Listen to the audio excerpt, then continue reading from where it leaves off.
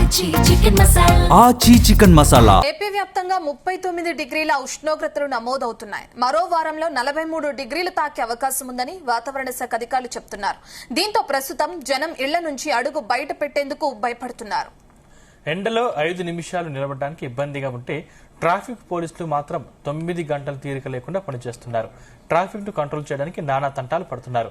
మండుతున్న ఎండలకు తోడు వడగాళ్లకు ట్రాఫిక్ పోలీసు సిబ్బంది అల్లాడుతున్నారు. దీనికి సంబంధించిన మరింత సమాచారం విజయవాడ నుంచి మా ప్రతినిధి శివకుమార్ అందిస్తారు.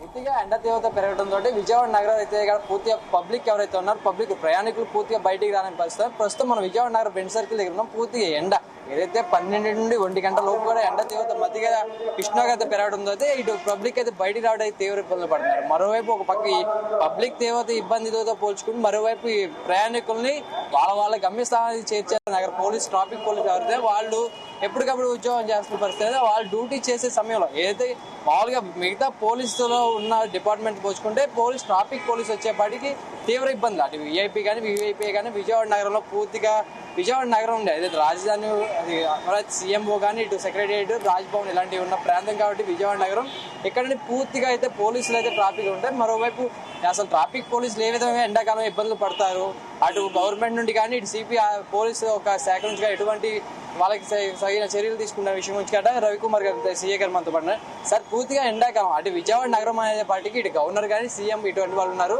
విఐపీ వివిఐపీ ఉన్న ప్రోటోకాల్ ఇవ్వాల్సి వస్తుంది. ఎండాకాలం ఎలాంటి ఇబ్బందులు ఎదురుస్తారు మీరు? అందరికీ నమస్తే అండి. ఎండాకాలం మా యొక్క ట్రాఫిక్ డీసీపీ మేడం గారు అట్లాగే గౌరవ రాజశేఖర బాబు గారు సిపి గారు కూడా ఎండాకాలం వచ్చిందంటే కనుక మాకు ప్రత్యేకంగా కూడా జాగ్రత్తలు తీసుకోమని ముందే మాకు వారి యొక్క సూచనలు చేస్తారు. అట్లాగే వారి యొక్క సూచనల మేరకు ప్రతి సిబ్బంది కూడా మేము క్యాప్ అనేది మన రౌండ్గా ఉండే క్యాప్ పెట్టుకోమని అట్లాగే మన కూలింగ్ గ్లాసెస్ పెట్టుకోమని కూడా మా యొక్క సిబ్బంది అందరికీ కూడా చెప్పడం జరుగుతుంది. అట్లాగే మస్ట్ అండ్ షుడ్ గా కూడా కూలింగ్ గ్లాస్ పెట్టుకున్నారా లేదని కూడా ప్రతిరోజు కూడా మాకు ఈ సెట్ లో కూడా monitor madam traffic DCP madam monitor చేస్తూ ఉంటారు. అట్లాగే కొన్ని చోట్ల ఎక్కడైతే మరీ ఎండలో ఉద్యోగం చేసే చోట కొన్ని చోట్ల అంబ్రెల్లాస్ కూడా ఏర్పాటు చేసే ఉద్దేశంతో కూడా ఉన్నారు. అట్లాగే ప్రజలందరికీ మా యొక్క గమనిక ఏంటంటే మార్నింగ్ మాటలు అట్లాగే ఈవినింగ్ టైంలో కూడా ఎండ అనేది బాగా విపరీతంగా ఉంటుంది. దానికి తగ్గట్టు మీ యొక్క ప్రయాణాన్ని ఎండలేని టైంలో చేసే విధంగా మార్చుకోవాలి. అట్లాగే ఎండలో ఎక్కడైనా మీకు అలసట అయితే కనుక అవసరంతో ఒక 5 నిమిషాలు అక్కడ ఆగి అలసట తీరిన తర్వాత అవసరంతో వాటర్ గట్ట తాగి ప్రయాణించాలి. ఎందుకంటే కళ్ళు తిరిగి పడిపోవడాలు అట్లాగే వెనకాల వచ్చి వాహనం ద్వారా మిమ్మల్ని గమనించుకోకుండా వెళ్ళడం వల్ల కూడా ఎక్కువ యాక్సిడెంట్ జరగడానికి అవకాశం ఉంది. అట్లాగే తప్పనిసరిగా కూడా మీ యొక్క ఫ్యామిలీ మెంబర్స్ గురించి మీ గురించి వాళ్ళందరూ కూడా ఇంటికాడ వెయిట్ చేస్తూ ఉంటారు కాబట్టి వాళ్ళ గురించి తప్పనిసరిగా హెల్మెట్ ధరించండి. అట్లాగే రోడ్లు దాటేటప్పుడు కూడా వాహనాలు చుట్టూ ఎటువైపు నుంచి ఏ వాహనం వస్తుందో కూడా ఒకసారి గమనించుకుని తగు జాగ్రత్తలు తీసుకుని కూడా రోడ్లు దాటమని కూడా మా యొక్క విజ్ఞప్తి.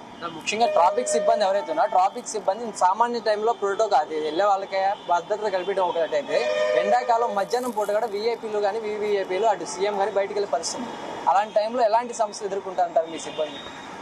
ఏ కాలమైనా కానీ విఐపీని తగు జాగ్రత్తలు తీసుకుంటూ అట్లాగే సామాన్య ప్రజలకు తక్కువ ఇబ్బంది కలిగించి విఐపీని జాగ్రత్తగా పంపించడం అనేది మా యొక్క విధి.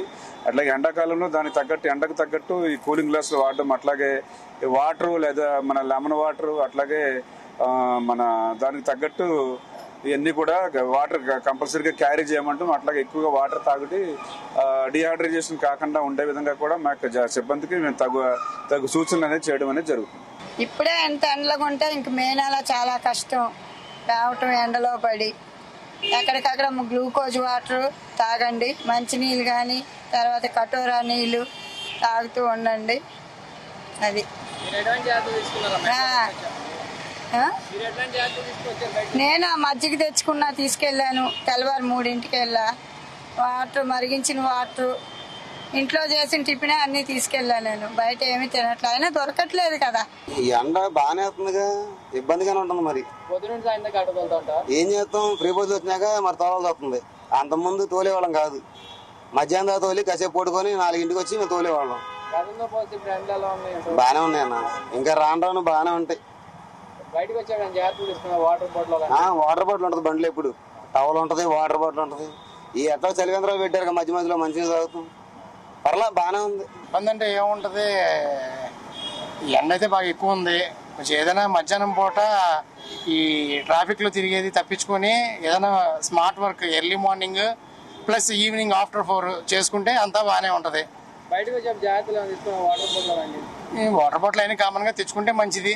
లేదా ప్రెసెంట్ అయితే ఇప్పుడు అంతా బయట అంతా కూడా ఈ చలివేంద్రాలు అవన్నీ ఉన్నాయి కాబట్టి అలాగైనా మెయింటైన్ చేసుకోవచ్చు. మొత్తమే చూసుకుంటే కనుక విజయవాడ నగర ట్రాఫిక్ సిబ్బంది ఎవరైతే పోలీసులు ఉన్నారో వాళ్ళు తీవ్ర ఇబ్బందులు అయితే పడుతుంటే అయినా సరే పూర్తిగా వారి విధి నిర్వహణలో భాగంగా అయితే ఎండాకాలమైన ఇతర ఏ కాలమైనా సరే వీఐపీ కానీ వీవీపీ ఇలాంటి వాళ్ళకి ప్రోటోకాల్ ఏదైతే ఉంటుందో ట్రాఫిక్ భద్రత అది కల్పించాల్సింది. అదే వైపు చూసుకుంటే పబ్లిక్ ఎవరైతే ఉన్నారు పబ్లిక్ కూడా సమయాన్ని వాళ్ళు సమయం బట్టి ఉదయం పూట కదా సాయంత్రం పూట పూర్తిగా అయితే బయటికి వచ్చే పరిస్థితి అయితే ఉంటే కనుక మంచిది. అది ఇబ్బందులు పడుకుని ఉంటారు.